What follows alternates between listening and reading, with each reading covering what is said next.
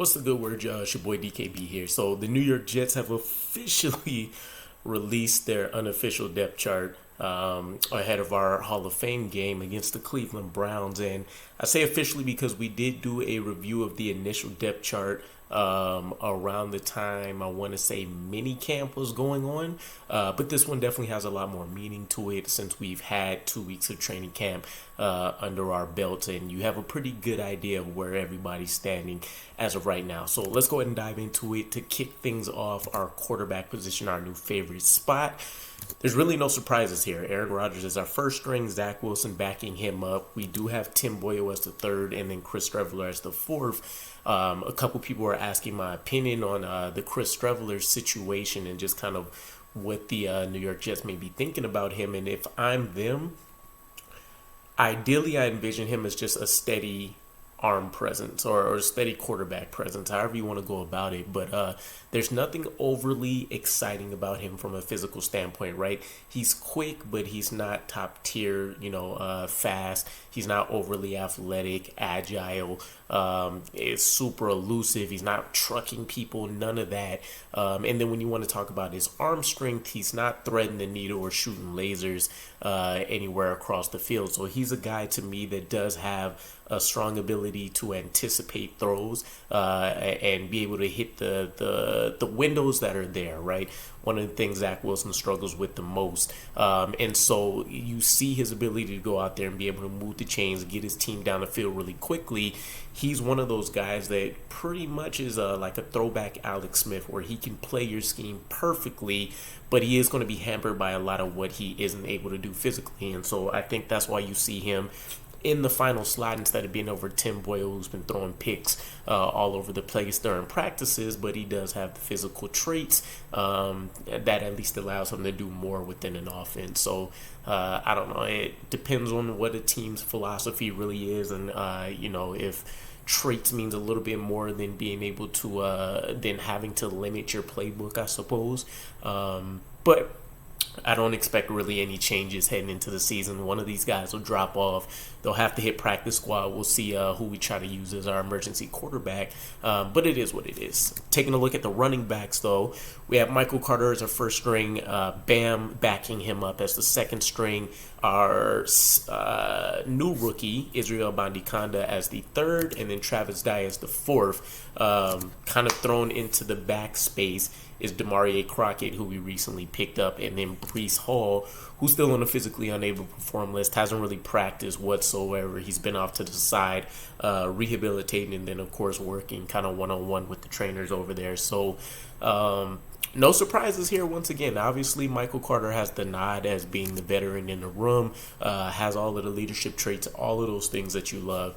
And I did come across an interesting thought process where if we go about actually signing Dalvin Cook, you may want to actually start seriously considering trading a guy like Michael Carter, because he does bring all of these, wonderful intangible traits. But as a running back 3, historically, you're probably talking about him seeing, let's say, 350 snaps max for the season, if there's no injuries ahead of him and stuff like that. And so you're talking maybe at best 12 to 15 snaps in a game, and that's if it was really run oriented and you had a lead the majority of the game. Didn't really have to throw a whole lot, all of these factors, right? So let's say 10 to 15 is the average range on a very, very good day. You might want to just go with the more explosive traits that Bam Knight has been able to show. He's been showing up in training camp recently, long touchdowns, big chunk plays.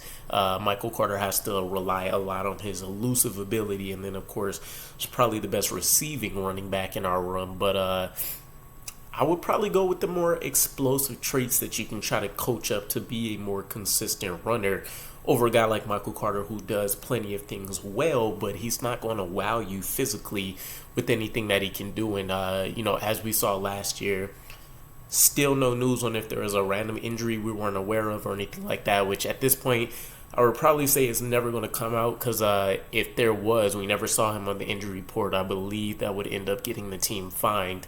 But maybe worth going out there, trading him, recouping your capital, You stay with your young guys, Bam Knight or Izzy. You also have Travis Dye, who's been a pretty strong receiving presence during training camp. So you have plenty of options to continue moving forward. You do lose out on that leadership element.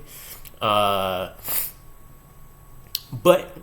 I don't know. Potential souring of a relationship anyways, right? We did get the recent quote from him that he was surprised and I want to say he said hurt, but I feel like it was a different word. But basically surprised and shocked that the New York Jets went out and got James Robinson last year, pretty much saying, they don't have a ton of faith in me. So already maybe some somewhat shaky ground that he's walking on, but not too many surprises really here either.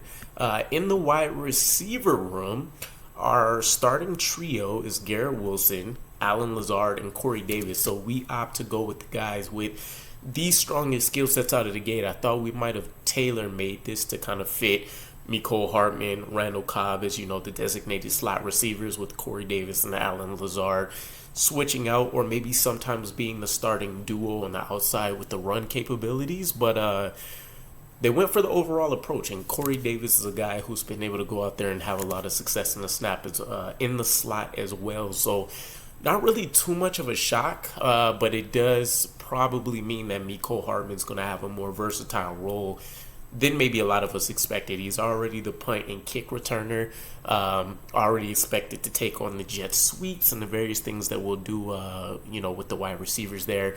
Probably going to be seeing some bubble wide receiver screens. And then, of course, mixing him up between getting out there on the boundary and then being in the slot where he doesn't have to necessarily worry about press coverage and people getting his hands on him right away. He can kind of utilize that speed. So it'll be interesting to see how we play things out there. But getting into the second string, we have Irvin Charles, the UDFA from last year, Mecole Hardman, Jason Brownlee, our UDFA from this year, which is shocking to me because I know Randall Cobb just got activated from the PUP list, but he's still relegated to the third string in this first depth chart. Third string with Xavier Gibson and then Malik Taylor, and then we have our new pickup Alec Erickson as the fourth string and Jerome Cap as the fourth string after he had a pretty hot mini camp.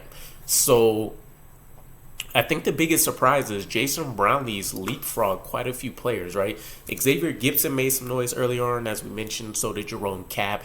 Alex Erickson has been coming on recently, but Jason Brownlee is the name outside of Garrett Wilson that has gotten the most run during training camp so far. I mean, this whole week it feels like he's at least had multiple touchdowns every practice, and if not, he's made some kind of highlight reel catch. So I think the coaching staff is loving what he can do. He's a big guy, plays like a big guy, has some underrated speed to him, as we've seen him being able to pull away from Sauce Gardner there, and having a wide open 25-yard touchdown during training camp. But I'm excited for him. We thought that the undrafted free agent, if one was to make the team, may have been relegated to a fifth or sixth slot here, but you're talking about Jason Brownlee maybe trying to make some noise to go out there and compete and take some snaps from a guy like Mecole, from a guy like Randall Cobb. So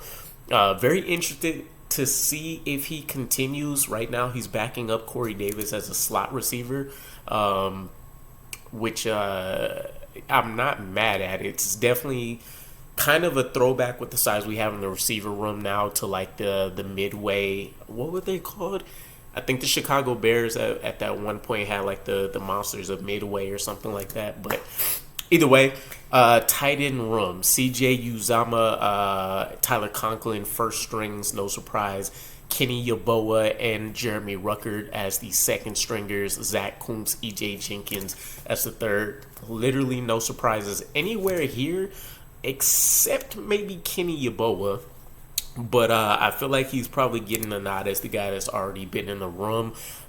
He has made some plays recently in camp, connecting with Zach Wilson. So, yeah, I think kind of his veteran presence is taking effect there. He might be able to get a little bit of a challenge from EJ Jenkins, who I've been hearing secretly the coaching staff has kind of been somewhat excited about. And then we get into the juicy juice, the offensive line. So at left tackle, we have Billy Turner as our starter. Right tackle, we have Max Mitchell. Technically, no surprises, right? Dwayne Brown's still on the PUP list. And we know that Mekhi Becton, who's listed as the second stringer, has been kind of swapping in and out. Hasn't really been able to finish practices, all that kind of stuff. And Billy Turner already has the rapport working with Aaron Rodgers before. So no surprises. You feel like Dwayne Brown will be slotted in as the starter automatically once he gets activated, and then we'll see where Billy Turner gets placed. I think you probably see more movement from him than with Mekhi Becton. But as mentioned, second stringers at tackle, Mekhi Becton and Yadni Kajust, who is a guy that I've seen a couple different film reviews. We're talking about the old Patriots tackle here. It doesn't look great. He seems like another one of those guys that just kind of gets ragdolled across the field all the time, which lets you know. I want to say that we didn't do the most successful job trying to get our tackle situation figured out, but hands were kind of tied behind our back with, trying to figure out Quentin Williams, trying to figure out Aaron Rodgers. And if you're going to pick a position more important than tackle, quarterback would be the way to go. So at least we got it done.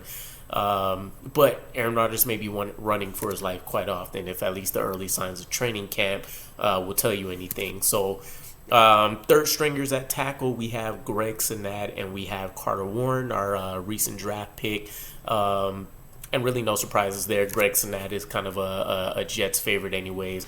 I think he's probably most known. And if I'm remembering the correct player, this is the guy that was having like multiple fights last year with guys over the course of training camp. Pretty fiery dude. But no real surprises, at least if people have been, paying attention to what's been going on with training camp.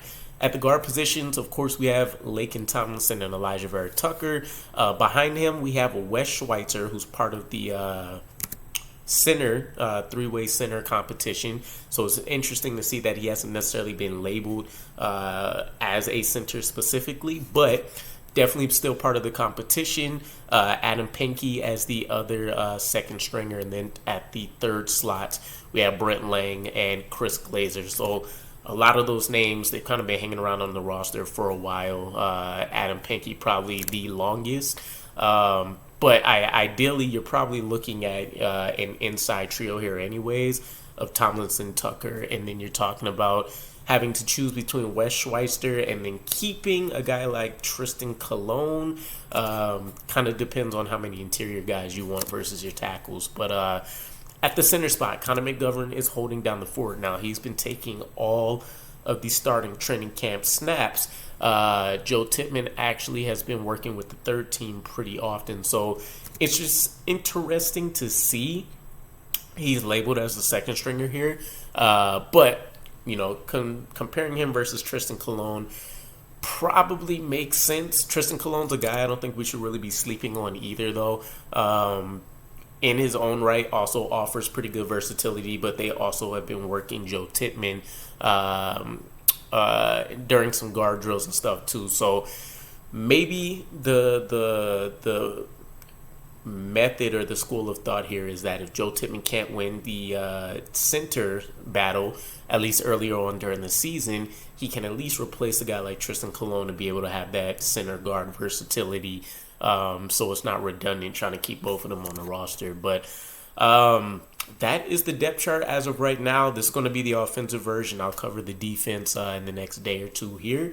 But let me know what your guys' thoughts are. Were there any surprises here to you guys? And what did you think about, some of these positions and how they're matching up? And I'll catch you guys again. Peace.